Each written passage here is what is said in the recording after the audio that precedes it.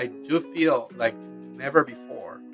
You have heard this before, but about like just bring your point of view into your work. Like make sure that really bring your what is with you, what you've been carrying with you for a long time. Bring it into your work because it's going to make a difference. And more than ever, I feel like this is a time for that. Welcome to the Styleframe Saturdays podcast, the podcast dedicated to ideation, visual storytelling, and concept development as it pertains to an animated production. We'll be breaking down the brief of our guests' favorite style frames, and we'll also get a glimpse into the inspiration and workflows behind their frame of choice as well. You just heard from Rommel Ruiz, a designer and illustrator creating artwork for motion. His journey into motion design is an incredible one, and it's a journey that can even be seen in his own work today. So let's check it out. Hey, Rommel, it's wonderful to have you on the show today. How's everything going? Good. Thank you for having me. Oh, it's my pleasure. I know we've been chatting about, having you on the show for a while now. And I know that, finally our schedules were able to sort of work out. So, I'm so stoked that you're here today because, I've been a fan of your work for quite the longest time.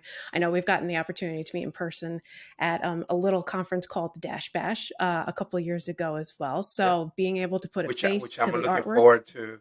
I'm looking Oh, forward are to you see going this the. year? Yeah, yeah, absolutely. Oh, nice. I unfortunately don't think I'll be able to make it, but Oh, I know, it's a disappointment.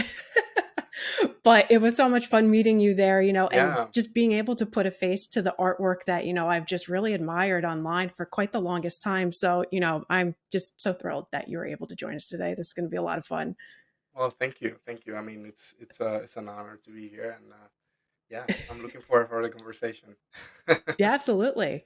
Well, if it's cool with you, I'd love to jump into things. Mhm. For anyone who doesn't know you, would you mind telling our audience a little bit about yourself, perhaps a little bit about your story and how you got into the field of motion design? Yeah. So I was born and raised in the Dominican Republic, tiny island in the Caribbean. And I initiated studies in graphic design, illustration there. But also, I was exposed to physical theater, and so I got into theater simultaneously, both design and performing. So I think that really took me to a different place in a sense of like I got a scholarship to come here and study in LA, study theater in LA, Oh, very cool. and that's how we moved here. Me and my family now. Um, so that that was that was a big journey in a sense of I didn't know at that time. I have heard of the term motion design before, motion graphics. I understood very basic what it was, but um, I think I understood at a time that was around when we moved to study here. My wife and I. Um, it was 2008, and that so I came to a theater school and finished, and then we realized it was really hard to get into a production or like a a play, or it was really hard to just to get into even funny enough, that's a tiny bit of a trivia there, but we got in even into an audition for Cirque du Soleil, and Oh, cool. so we did pretty wild stuff during that time, and so different from what I'm doing right now. um, and yeah, we were performing, we were learning, teaching workshops, movement and like movement classes and all of that. So it was a different life.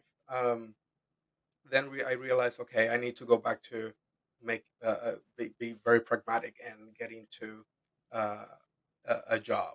I need to start making money because we married and we were starting thinking about a family and all that. So my gear shifted to into let's go back into design, graphic design, illustration, and all of that.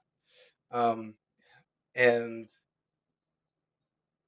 I thought, I really like illustration, but I do want to tell stories. Like I want to, like I want to see this thing come alive at some point. Um, and I was in LA, so um, Disney is there. All the studios, the animation studios are there. So you have access to all these classes. You have access to, you are exposed to all these artists around. And I started taking like um, gesture drawing classes. I started, you know, taking just classes at night, with different guys who were working at different studios or different shows. And um, that definitely brought me back to the beginning of like telling a story. Now I'm not in the stage, but I am um, behind a computer trying to communicate an idea and trying to make an audience feel something. And so while all that was happening, um, my brother wanted to make a children's book, and I was like, that's a perfect stage to just like dump everything that I'm learning on this thing. And the book was called Gold is Folly, and and I just we just started playing with that, and that it was a self published book, which then turned an idea into, oh, let's create an indie publisher. And from there we started making our own content and books and all of that. And um, but everything in the back of my head, animation was always there. I wanted to at some point work for a studio and on a show or on a movie.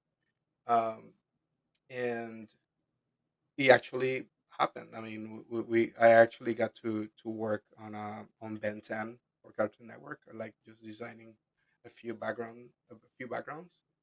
Um, and in the middle of that too, I actually met Jorge from Ordinary Folk, before Ordinary Folk actually.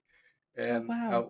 we actually to work on a project together, which was incredible. I didn't know who Jorge was at the time, and then I am like, oh my goodness, I you know uh yeah, like this guy is incredible. um and so that was a great opportunity and a great exposure to um to the world of motion design. And then I remember starting, okay, I need to find out what this is. Like there is a whole thing behind the movies, behind advertising, behind that is making all these really interesting projects. Um, and having some experience in animation, I realized like, okay, I I don't just want to do background design. I just don't want to do I just don't want to do turnaround for characters. I don't, because that's how the pipeline works. Like if you do storyboards, that's all you do. You're never going to see colors on their storyboards. It depends on what projects or what show it is, but for the most part, you will never do anything else but that role that you're hired for. And I realized I no I want to do something more than that. I definitely want to have my hands in color, in lighting, and I want to get my hands dirty. uh, and I felt like motion design was the play like was the space for that. I realized that it was a snap. Like I realized, yeah, I'm sold. Like I'm here. I'm not gonna and from there I started like just designing and working, trying to meet people. I went to Blend in 2019. That was the last one, before the pandemic. um, and then after, yeah, the rest is history. I met a bunch of uh, incredible artists, incredible like studios, and yeah, I mean it's been incredible ride. and I love uh, the people uh, in this industry. I just love their ingenuity. I just love like how generous people are, how accessible people are, and I just love like I just love it. So Yeah. No, I mean, people in the motion design industry, they always talk about how, well, at least the people that I sort of, follow on various social channels and stuff, always talk about, like how welcoming and supportive and collaborative this industry is. And yeah, I have to agree. I mean, I've had pretty much a similar experience in motion design as yourself, where everyone's just been such a team player and willing to help, and a great yeah, support network, and just there to sort of bounce ideas off of one another and and stuff. It's and, just and also, no, sorry. no, go ahead, go ahead. Like uh, people are so smart. Like Yes, like yes. people are incredibly smart, and sometimes they are like I just turned 40. Oh, And happy birthday. thank you. I mean, that was September, but what I'm saying Oh, is okay. like um 40 and a but half. We're approaching the half yeah, mark, right? yeah, Yeah. um it goes so fast. But yeah, it's like you honestly, what is helping me right now is like I don't feel like I am, for the most part, in most circles, I am the oldest or the like one of the older people around. But I don't really care just because it's like I am constantly learning, and I just love that idea of like you're a long life learner. You'll never stop. Um, and yeah, like things are going so fast, and you have to be you need to be able to let go of your ways in a way, like yes, you have an instinct, and I would say instinct is one of the developing an instinct more than just a skill. It's huge because instinct is going to take you, it can take you pretty far, if you feed it. um yeah, so it's been great. It's just I love it. That's awesome. Well, I know offline, we were discussing, which frame you might talk about today. Hmm. And, it led to this fun idea about, the creative journey you've just described for us, and Hmm. how it might actually be represented in your work over the years. Hmm. So if it's cool with you, I'd love to chat about the frames that you've Hmm. selected to share with us today. Yeah, Could you tell yeah. us a little bit about them? Yes. So this first frame, um it was during that period of time where illustration um was more for like, I was thinking more visual development, where I was thinking more about creating an environment, creating a feeling, creating, yeah, bringing some, of course, if you like in that, for example, that piece, it is inspired in the style of Ivan Earl, which was the art director for Disney's in the 1950s Sleeping Beauty. It's one of my favorite films. Um, yeah, and it has this very really interesting like uh, shape language that I love, and his uses of texture and his color. It makes you feel like you're in a stage, um, like it's there, you know, and the lighting there and the shadows. I mean, there is there was something in there that was very theatrical. Again, coming back to theater and coming back to, it was very theatrical, and I felt like I don't want to do like my shapes. Usually, if you let me do my work, like if I don't have to follow anybody's brief or any guidelines, like I have to do now, um, if you let me. design stuff, I will go very graphic for the most part, but I always want to bring some texture, some like sense of like, it's that there's no person that can look like this, or there's no tree that can look like that. It's very geometrical, very, but at the same time, I want to make you feel that, who knows, maybe it could look, maybe a real tree could look like that, because there's a sense of reality to it, because of the lighting, maybe because of the texture, how the color bounces back and forth from it. And I want to design, but at the same time I want to paint. So I love that. I love that, bringing that to the table whenever I can.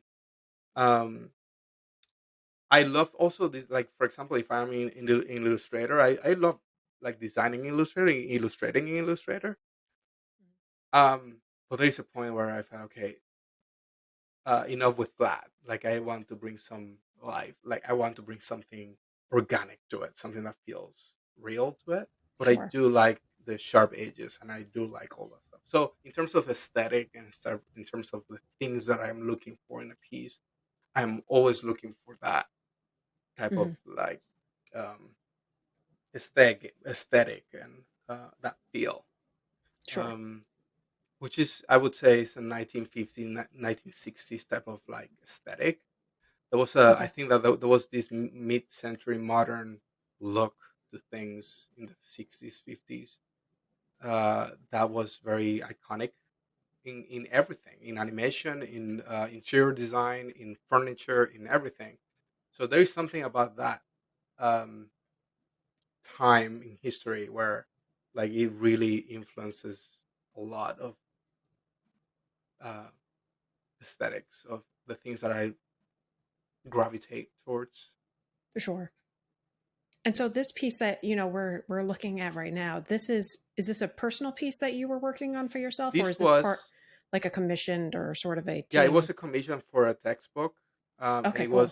it was on the topic on like on this particular chapter. It's talking about creation of the world, from a biblical perspective, Okay, um, cool. and the fall.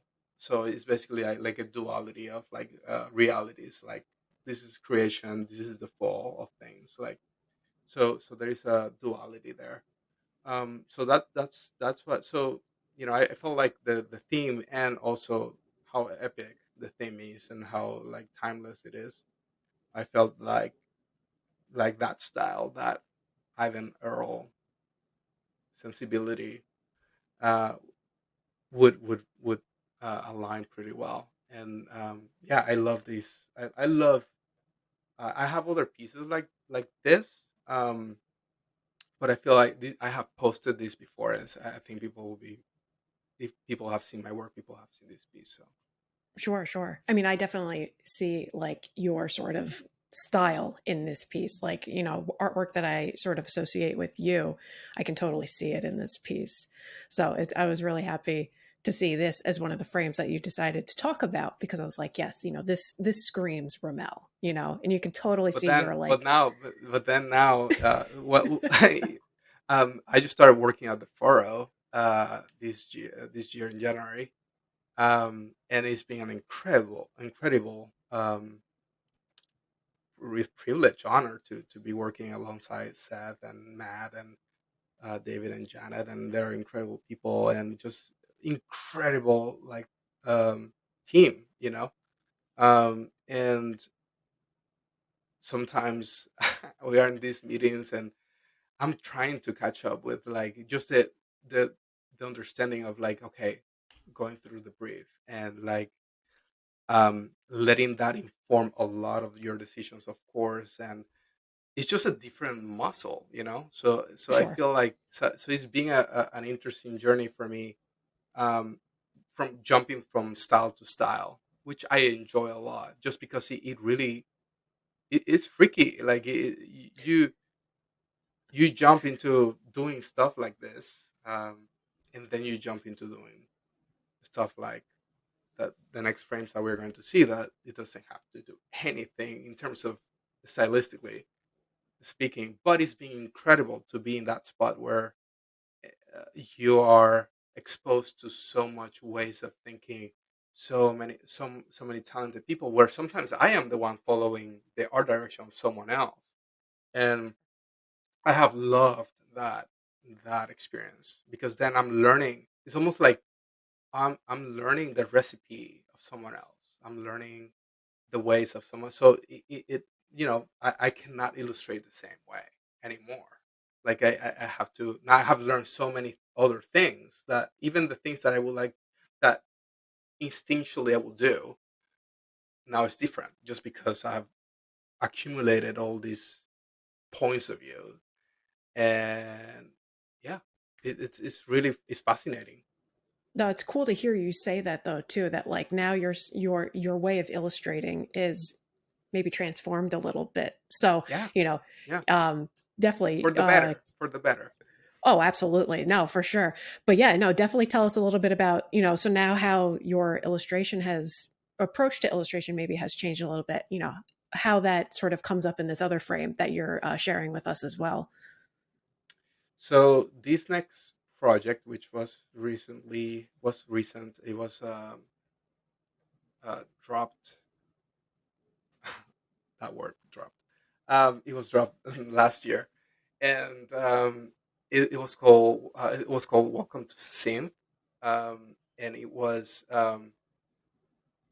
basically the exploration of sound through synthesizers, like how sounds work through uh, these machines that you know can modulate and create sound. And the first for me at the beginning, for me, was understanding actually how a synthesizer work. So I had to kind of like, we had to all learn how this thing works, and understanding the science of it, and like that was incredible. And it was incredible to try to put that into a visual understanding of that.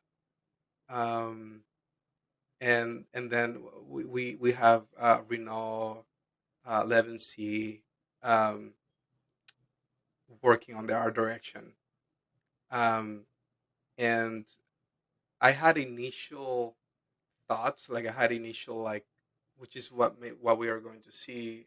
Um, we had a few I did a few initial explorations where we just like playing around with the idea, like how this idea can look like, or yeah, how these concepts can be communicated visually.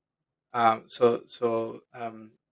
these images that we are seeing, you will see a few sketches that I did in Photoshop, but you also will see a few other explorations in Illustrator, um, just to kind of like be able to start feeling this thing, like are we translating this information? How can we um, how can we convey these ideas in a way that is exciting, that is fresh, that is new, um, and that fits the medium, um, and it was an incredible, for me, it was almost like a school for me, like you just understand, like it was a art direction school.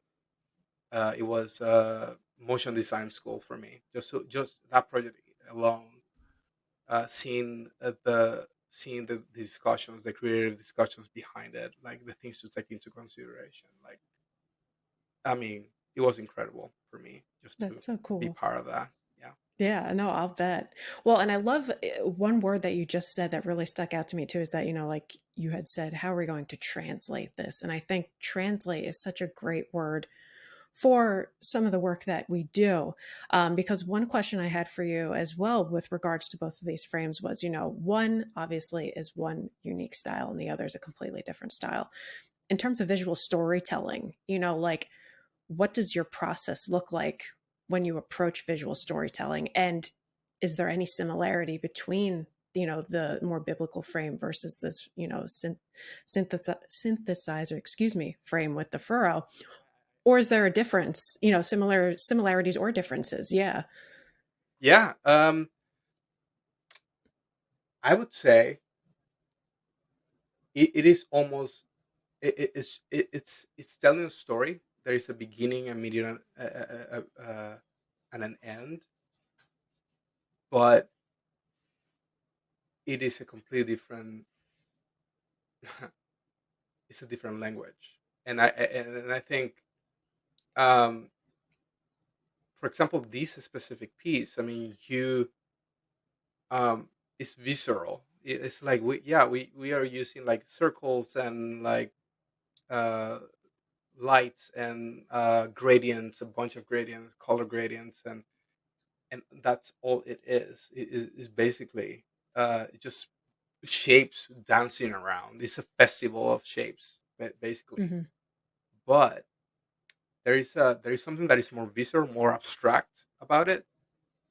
Um, and I think it's there are many, like, if you make me define what motion design is, um, I would say, and you may make me pick a piece, like or a number of pieces. I would definitely add that piece into that group, just because it does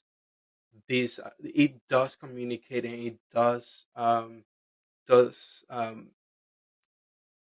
convey an idea without having a sort of character in there, or Sure. there's and it has sound, of course, and there is a narration there, but it just the images does something that the narration doesn't do, and that's, I think, that duality and that collaboration between sound and um, what's happening visually. I think it's just, I feel that piece is a good choice for that. And for me, so if you ask me about the difference, it's just like,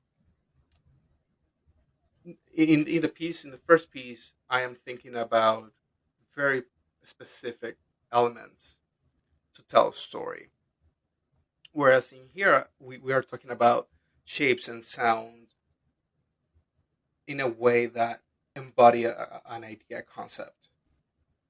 So it's just a different realm altogether. Like, it's they I do they, I think it's awesome to be able to do both, um to be able to jump into a very abstract pieces and then jump into, oh, let's create a whole environment with characters. And but I do think that there is a different muscle there, and it's being, for me, it's being uh career changing, in a sense, like as an artist, like as a designer.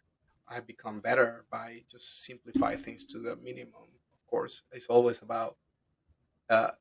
it's always about cleaning the space and making this one thing be enough, right? Yeah. So I think, in that matter, motion design is being incredible, and be able to think how to make one element tell the whole story, or how to use the least amount of elements to convey an idea. And I think that has been a huge um, a huge component to this new stage that I am, where okay, let's we are working for this project, for this client, and we this is the concept. It's just a line and a square, and let's do something with that.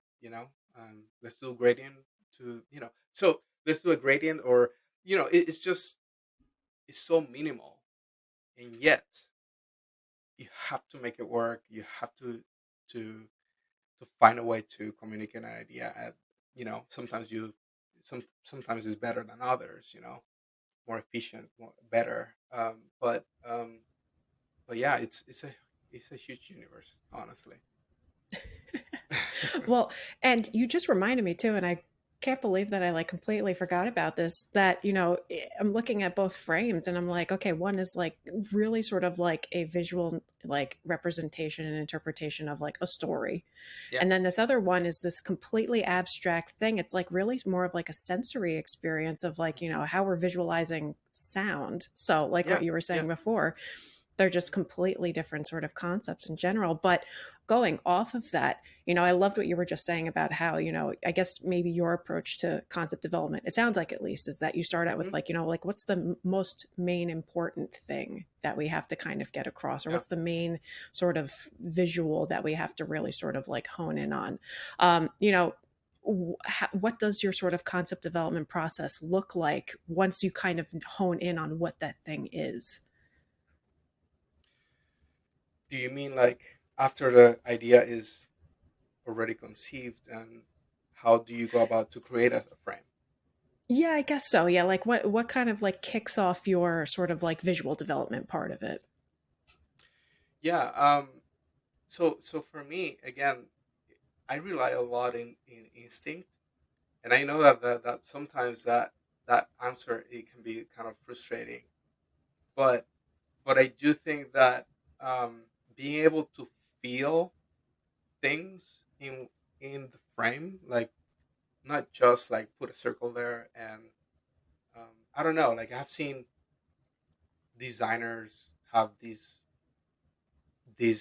sensibility about just using a few shapes, but the way they compose those shapes, how those shapes relate to one another, like it's those choices, that instinct about doing those things, like um is what makes the difference. It really is. So um in this for example, in this project for Sin, it was Ren was incredible at the art directing it, and um it was pretty clear. We already had color, of course, a color palette, and we had uh, a number of shapes that were specifically chosen for to do, like the treatment to shapes were so very clear. So after Oh, that, interesting. it was a matter of like, okay, so what is the sequence here? How are things going to move? So I like, if you see the film is basically, we go into a tunnel, and there is, and then that tunnel moves to the side, so you can see like how you know the sound and frequency works and all of that stuff.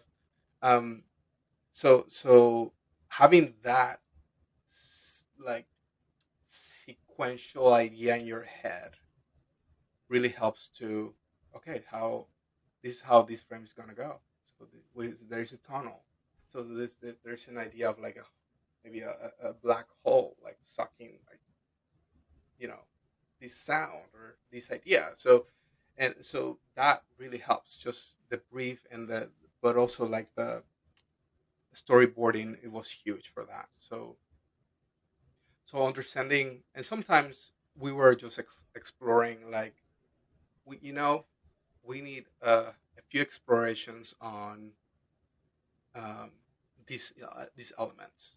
We don't know yet how they are going to. Um, when people tell me they don't know yet and they tell me to explore, that's like Candyland for me. That's like, because honestly, there is a pros. There is I feel like things are projects can be more exciting if you don't know everything. That's a Like great point. like I feel like knowing everything, and I'm not against of like, oh, you have everything storyboarded, and but I do feel like the unexpected, surprising spark of someone bringing in a new viewpoint, or like just a new idea could take the project to a whole new realm. Hmm. And so I love, so sometimes those frames were like, let's just do a bunch of these, and some of them they're not gonna make it, not even close. Um, like the one that I'm sharing actually didn't make it, but I really love what's happening in there. You know, so there were a bunch of frames that didn't make it into the final short, Oh, I bet. and those some of those are incredible. Like just you know, they just didn't work in the sequence, but as a framing on their own, they are telling a story on their own. You know, like they're pretty rich, and if going back, I would say knowing this the storyboarding process, I would say is huge for at least for me. Um, so knowing what's going on or what's the idea, what's the thread, how we are connecting the dots, how we are telling this story or this sequence. Um, it really impacts a lot the decisions on designing a frame for me. For sure. So are you involved in the storyboarding process as well, or are you just purely on like the design side of the projects at the Furrow? It depends on the project. I have Oh, I that's have been cool. I have been in part of like the story boarding process, but I also Uh-huh. been on the end where I'm just designing what was already storyboarded. Oh, that's really So cool. so it depends. It depends Oh, that's on the awesome. opportunity. But that's what I loved. It's like you get to become a leader, but you also become a follower as well. And I think that play I think is interesting just because you as a leader are going to take me into a totally different direction. But but then if I become a leader, I'm going to take you into a completely different direction as well, and that will take you to unexpected places. So I think that I love that collaboration dynamic. Um, and Seth it's been an amazing experience for me to just work alongside uh, with him and just learn from him. And yeah, it's just so much. Like you get to think in a completely different way, and I love being thrown into a almost opposite way of what I would think. Um, it challenges a different muscle, so and I love that. No, and that's what's so great about motion design is that, you're not using the same muscle over and over because of what Yes. you just said too, because sometimes your role just kind of like automatically goes from Hmm. one direction to another, and you Yeah. just kind of roll with it. You take that responsibility and roll with it. And like you said, all this the magical stuff that happens in between. That's what's so beautiful about this industry is that, Yeah. like Yeah. anything's possible because of that. But you mentioned something about research and development that I would love to talk about a little bit too, Yeah. because you know, you had said, at the beginning of the show that your sort of illustrative process has maybe changed a little bit since you've become, a team member at the Furrow and working on projects like this one. But I'm Mhm. just curious to know, like, has other processes like your research and development approaches and processes changed as well? Like when you go back and think about this other piece, this more biblical piece, and now the synth project, was the research and development similar, different? How did it look? Um, I would say I was way less um, intentional uh, before, just because I felt like I just went with the flow of what I wanted to do. Um, and of course, I had inspirations, of course, of like other artists or like I of course I do uh, photo research, like how a specific tree looks like, or you know, um, I will read a lot about what the specific content is, the Hmm. story, the I mean, of course, I mean, there was a research, but now I feel like I would say those it's a different type of research. I would say now it's targeting a specific need, very specific tailored result that we want to get out of this experience. And I would say it feels, it is not, but it feels more restricting. But Interesting. it is because of what we're trying to communicate and what the client wants. And so yeah, I would say it's more academic, if there is a word for that, or it is more structured, uh, Hmm. in comparison to what I used to do. Um, yeah, I would say I was very loose before in terms of my own work. Um, and I like to I like that. I like to have that space where I can do my to try to feel more and trying to be less logical about things. But I think motion design it makes me think more. Uh, it's just different. I wouldn't say it makes me think more. It just makes me think different. Um, if that makes any sense. Yeah, no, absolutely. No, I love that. That's such a great response too.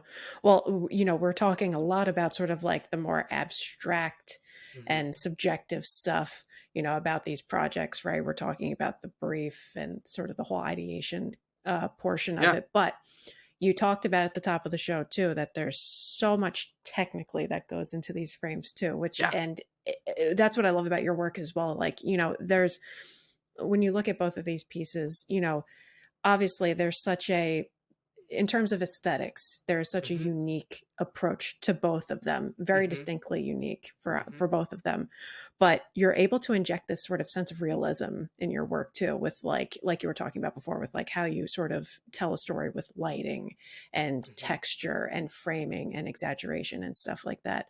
So, I know a lot of people love talking about the technical stuff on the show too and hearing about it. So I'd love to learn, like, from you, what your sort of technical approach is to your illustrations. Like, where do you start? Like, what is the first thing that sort of like grabs your eye and you're like, okay, I'm going for it? Like, where do you begin technically? For me, I try to keep it that very simple. I carry with me always a sketchbook. Oh, Um, cool. I still like my feel paper and pencil. Get my hands dirty. Um, I for me, feeling is very important. Like feeling things. Um, so drawing things all the time for me helps me to get into it. Um, and there's something about, like, I have a Cintiq right here next to me, and like it's cool, but I do feel like when I put more tension in the pencil on paper, there's a different trigger for me than when I do it on. So it's just a different feel. Um, and I feel like whenever I'm thinking about an idea, yes, I have images in here in the screens, but I try to always go back to draw. Because just because I kind of like want to kind of like not think too much about copy paste, like just doing the keys on the keyboard, not having these things in my head to distract me from the main thing, which is what is what is the idea. Whereas when you grab a pencil, it's like you're not thinking how you're going to move the pencil, how, oh, command C, command Z, command V, like you're not thinking about that stuff. Um, you're not touching. It's more tangible. Um, and I like to feel things like that. So whenever I approach any project, it depends. Like, for example, when it's something that is very geometrical, it seems like it's gonna go really well in Illustrator. Just go in Illustrator, and to me, it's very natural. Especially after going to the graphic design school, I just mouse, just literally just grab my mouse and start playing with shapes. And like, for example, for the same, some of those expressions were all Illustrator. Um, Oh, wow. So and that feels very comfortable because you just can just lay back. So it depends on the medium too. So for It's a example, good if I point. illustrate in Illustrator, you know that when you press Shift and you're using the pen tool, um, you are going to do a 45 angle automatically. So you are going to do, and sometimes I illustrate just like that. I'm going to Oh, make wow. I'm going to make a character or a hand or something, and that gets me like almost a graded sense of an illustration, because you're following almost the per default angles that when you press Shift, uh, the software gives you. So I sometimes just use that, and that gives me a completely different feel that if I just do it on my own, if I drew it. So sometimes I just use the exactly what the software does, and to shape a character, for example, or to shape anything. Um, and sometimes, or I just like sometimes, let's say I want to put a head together, and you just use a square and use a circle, and you have a head. Like sometimes it's just that. Um, Right. and that can be if you want to leave a very geometrical, very like uh, Bauhaus looking thing, Sure. um, where everything comes out of a primary shape, Hmm. like a primal shape, like square, Right. triangle, rectangle. That's it. Yeah. So I have working projects where everything is built out of that, you know, Uh huh. and you are not doing any modifications. You're just using those shapes to do any shape. You That's can so cool. so I think so that is the medium informs a lot the art direction too for me sometimes. Um, of course, when you're in Photoshop too, it depends if you're doing something that's very freehand and but still, I kind of if you leave it to me, I will do very gridded type of work where you see shapes and you see almost like a grid in there, but you don't see it. It's there, but you kind of sense it. You sense a sense of order, a sense of like there are things that are composed in a way that everything is like either straight or very oblique, very very crystal clear 45-degree angle, and that gives you a sense of like, oh, there is a grid there, but it's not there. I see mountains, I see stuff, but uh, it's just a grid. I'm just using all the very specific angles of.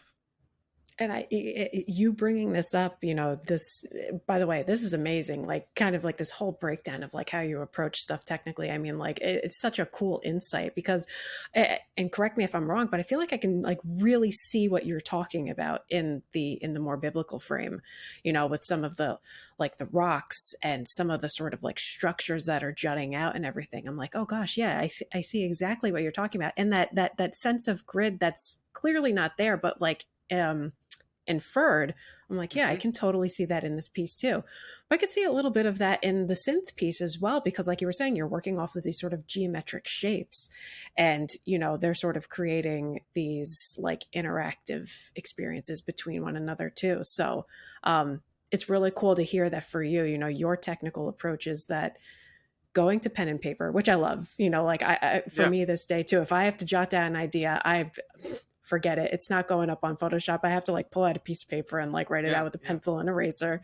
But for you to hear that you're doing that plus working like on a Cintiq and jumping into Photoshop right away, I mean, like you couldn't have said it better. Like, whatever the medium demands or whatever the project demands of the medium, I mean, like that's how you're going to approach it. And I think that that's just so cool. yeah. I mean, and also like just seeing how um, see animators how they take something into After Effects and they do something that supposedly you're not supposed to do in After Effects, but they do it there. Like I've seen guys illustrating After Effects. I'm like, That's true. that's amazing. I want to Yes. do that. I definitely want to do that. I mean, in terms of like just transitioning into animation, it's right there. Everything is there. Yeah. Um, so there are approaches that come out of like nowhere like that. Like it's like there are people who feel comfortable about doing the most interesting things that you will never think of doing, and like in a certain particular software. So it's just there. I know guys who paint with a mouse. They know they will never do a Cintiq. So I know Craig Mullings, which is one of the first uh, like the man is incredible. It's um, he was one of the first digital artists, like in the '90s when Photoshop was coming out, and he started painting with his mouse. And it was not until later that he was like, okay, let me do this Cintiq thing. But yeah, it's really interesting, and that's why I feel like the conversation of AI and all of that. I feel like that's a different conversation, different podcast. But I do feel like there, like like never before. You have heard this before, but about like just bring your point of view into your work. Like make sure that really bring your what is with you, what you've been carrying with you for a long time. Bring it into your work because it's going to make a difference. And Sure. more than ever, I feel like this is the time for that. Even the way you approach a particular software or the way you do things, and that's why you have to spend time with the medium. You cannot just jump into something and think that things are going to just happen. I think just spending time and really do things that are counterintuitive at times to see what come out of that. I think play and instincts. Again, coming back to instincts. I think play and play and play and play. Something I've been learning with Seth a lot is just like not to get attached to things at all. Just jump to the next idea. Don't get too attached to it, whatever you're doing. And I think the more you do that jump, um, the more you discover um, a rhythm in you, and also you trigger in you other sensibilities that you didn't know you had. Um, and I think again, yeah, trying things differently, it helps a lot just to kind of like keep moving, keep moving all the time, keep moving. Yeah, no, for sure. And that's something that Ryan Summers brought up on his episode as well. And it's something that I have to constantly remind myself about too. And I think I've mentioned this on other episodes too. But like, Yeah, I've always, you know, have an idea in my head and I like want to go after it. But I do have to like sort of like allow sort of these other opportunities to come in and guide that sort of vision as well. Because, like you said, like this period of play that you are able to experience on projects with Seth and the guys over there at the Fur. I mean, you know, you have one idea for the project and it probably ends up being something completely different yeah, sometimes. And you're sort of yeah, like, where did that come from? And it looks amazing. yeah. And then like especially if you're going from being an artist, being an artist where your work is your identity in a way where you want to sign that piece of work at the end, like in the corner. Um, I I think that's cool. I mean, I come from that, and I like to go back and forth. I like to, I have some ideas that I want to develop. I want to do some exhibits. I would like to do pieces of work that are very personal. But I do think that, in my experience, that I try not to do that in motion design, just because it it's animation. It's a highly collaborative space. You Very cannot true. get attached. You cannot get attached. You have to let go.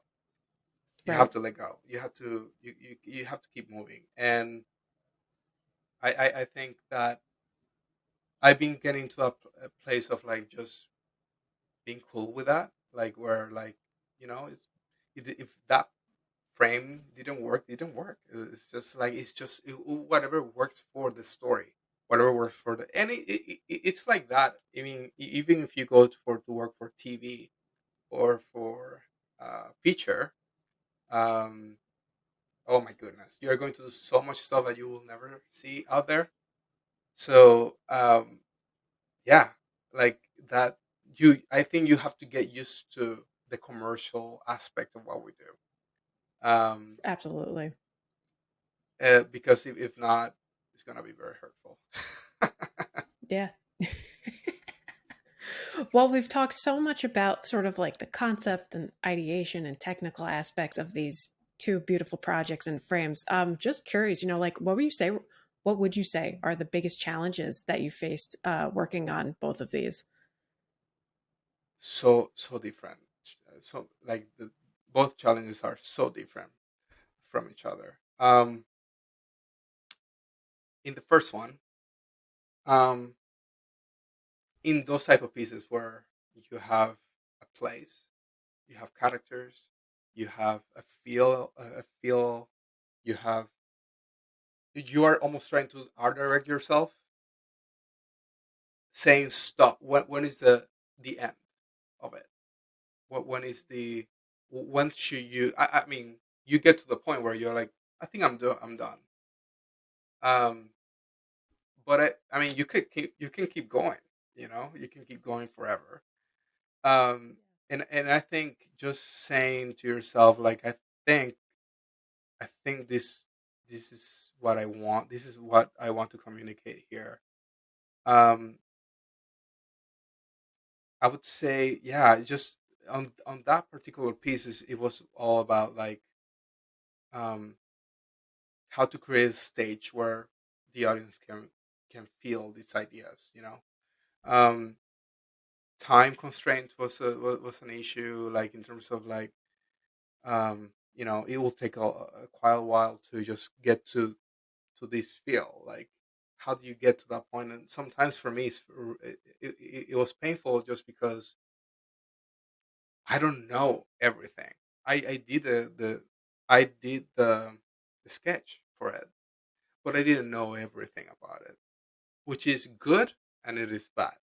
It is good because you come up with stuff that you will never come up if you knew everything, and two, because I mean you still have a client, you still have to deliver.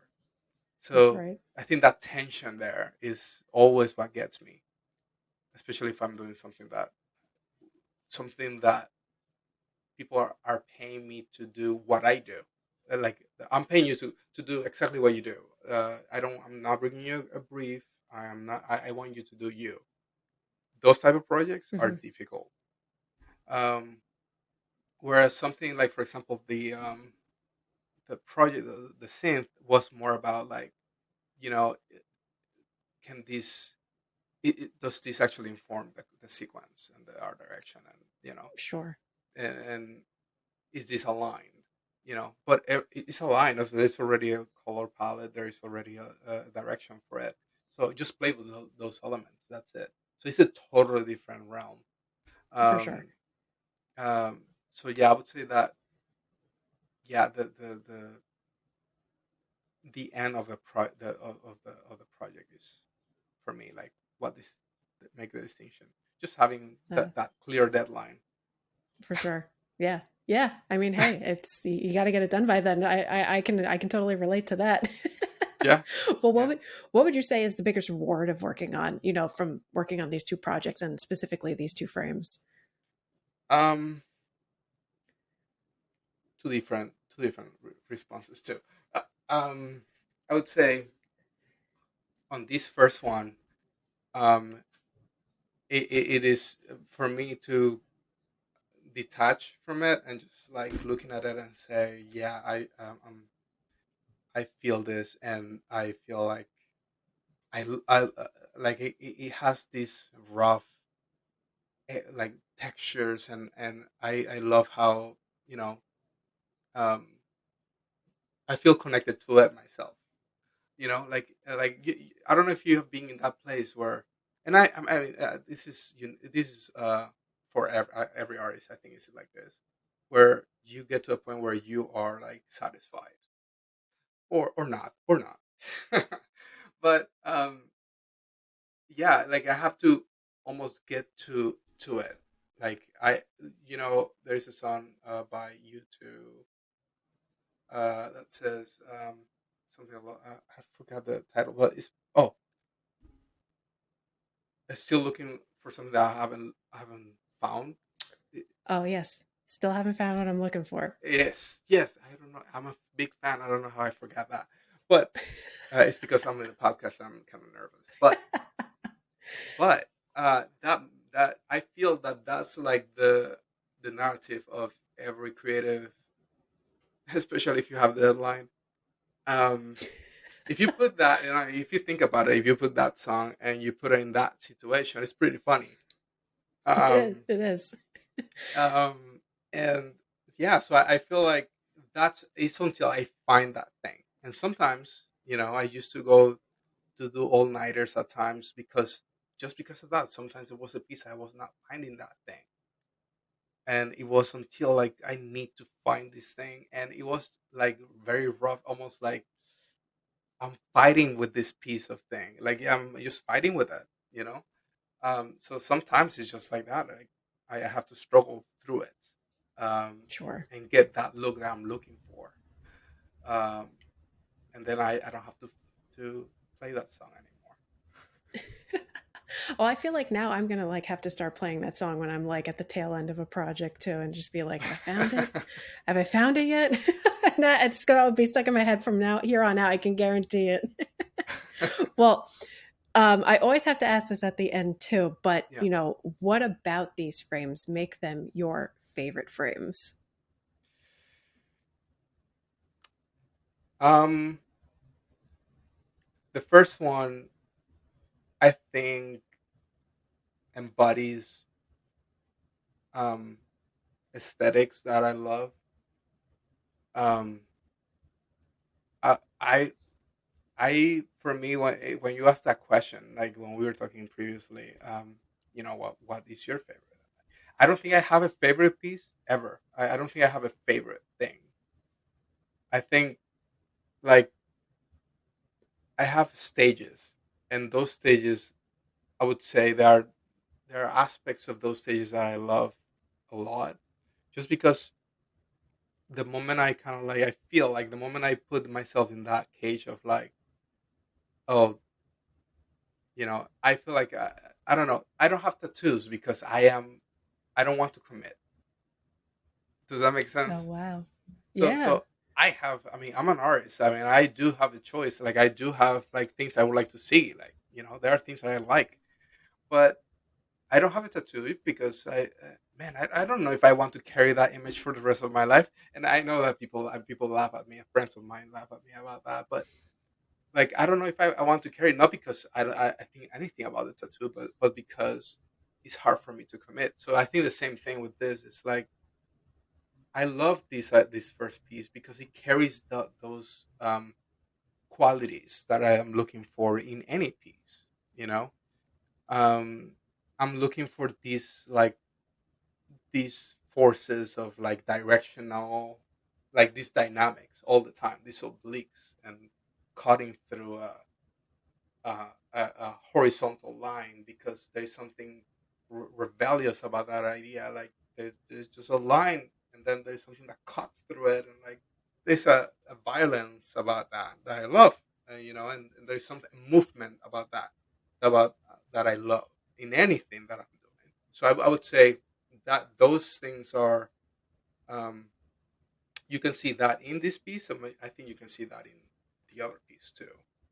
Um, it's hard for me to stay quiet, like just just put one thing there. And that thing needs to be in a sense gives you a sense of motion, is to give you an idea that it's a still at least for now, but it's moving somehow. I'm trying to push you into believing that there is some sense of life in there. So that's that piece, but again, the other pieces have the same qualities, just translated like we were talking initially. translated very differently. But I'm always looking for that movement. I'm always looking for that break. I'm always looking for, just invite, like, I don't know. I want you to feel like the there's something happening in there, and get lost a little bit in there if possible. Maybe that's too much to ask, but that at least that's intention. No, I love that. What a great way to wrap it up too, and bring it back full circle to everything. I mean, that's why I was so happy that we could get the chance to chat today, because you can see the sense of movement in your artwork, even if the artwork is just static. And I do think that you can sort of see your creative journey thus far in the work that you're doing, even going as far back as like physical theater, like this sense of movement, it's something really personal to you, it sounds like, and it comes out in your artwork. So, I just, you couldn't have said it any better, Rommel, to wrap it up. No, thank you. Thank you for, yeah, this is really fun. Thank you so much. Yeah. Well, I mean, this has been incredible. Thank you so much for sharing these frames and these projects with us and walking us through your creative approach and processes. If people want to connect with you to learn more about what you're working on, what's the best way for them to do so? Well, Instagram, slash Rommel Ruiz, just like that. And RommelRuiz.com too, basically. Perfect. No, Ruiz. that's awesome. Well, we'll be sharing your information and links And to of some course, of the. see what we are doing at the foro too. Oh, yes, yes, of course. Yes, please drop the furrows information too. No, we'll share the Yeah. furrow stuff. We'll share your information, some of the resources you mentioned here for our audience to check out. But that wraps it up for today, everyone. Feel free to email us at styleframesatpod@gmail.com. We'd love to hear what you think of the show. And if you have any questions, comments, or suggestions, if you like what you see and hear here, don't forget to subscribe, like, share, and review the show on your favorite podcasting platforms as well. And lastly, come connect with us on social. We're on Facebook, Instagram, Twitter, YouTube, and LinkedIn. Thank you all for tuning in. Thank you again, Rommel, for joining us Thank today. you. And we'll see you all in the next one.